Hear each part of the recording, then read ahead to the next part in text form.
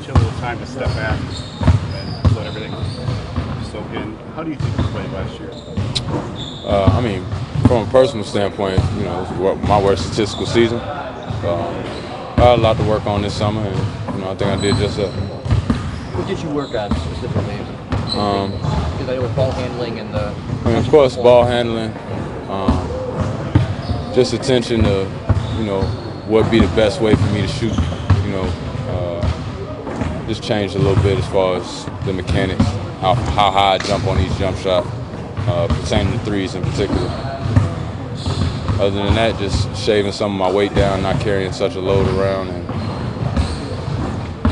just keep my conditioning up, being able to play both sides. Will anything change specifically, say JR's absence is prolonged and you're running with the ones more than you were last year? Is that a different mindset for you? Said running with the ones? With starting. Oh. You know what I mean? And the ones. The one. Does the mindset change for you at all when you're doing that versus coming I started in New York. It's either you starting or you coming off the bench. It's one or the other.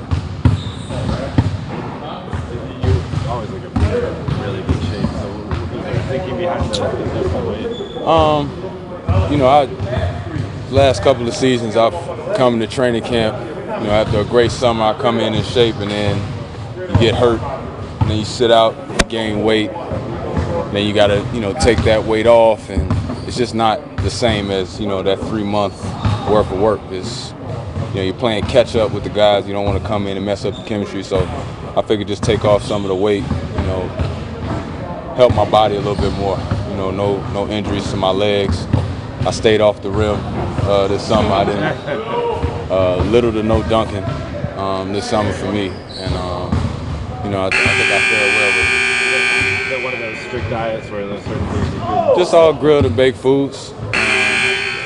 You know, and everywhere I went this summer, I had my trainer with me, and you know, he was on me. He was on me about it. Yeah, I guess just more on this weight thing. Were you heavier last year than you normally are? I came in last year at about 225, and then by the time I came back off the injury, I was 230 and had to get myself back down to 225. And I just think it's a different 225 than me coming off the summer. You know, it just felt a lot different. Then you got to get your legs up under you, and you know, I just wanted to take some of it down. So this year I weighed in at 212 when I came in, and feel a lot better.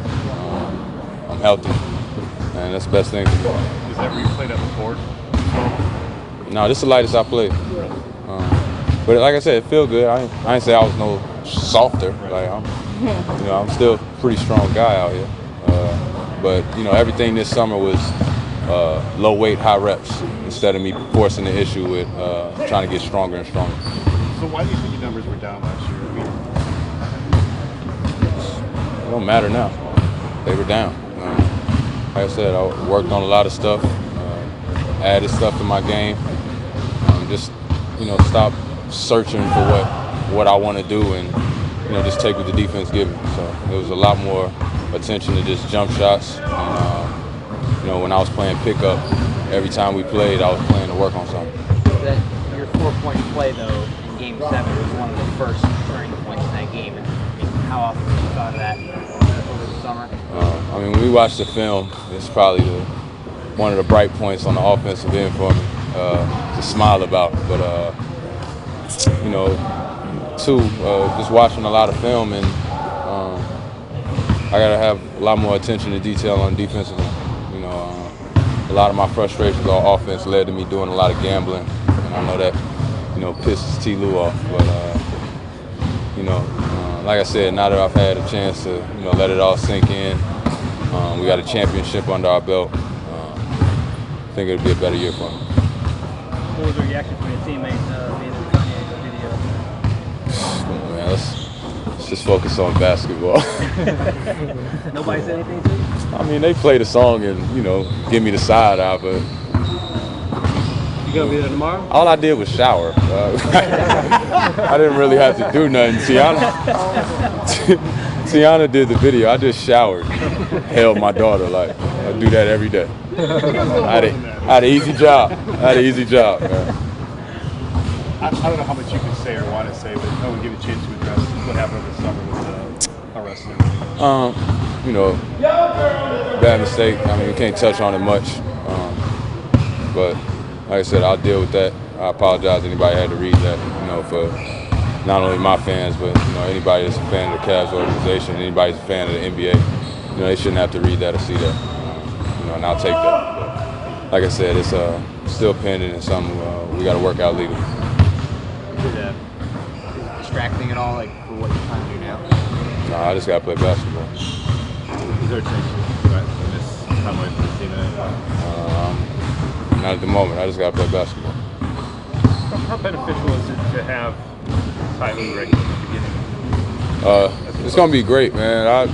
I've had a new coach, new coaching staff almost every year, new weight guys every year.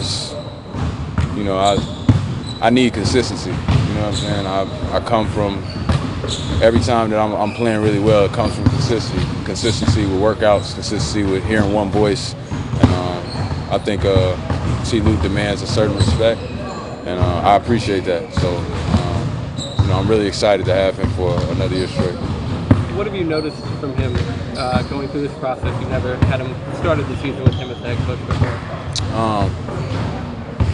T. Lue know what he wants. I think that's the biggest thing for us.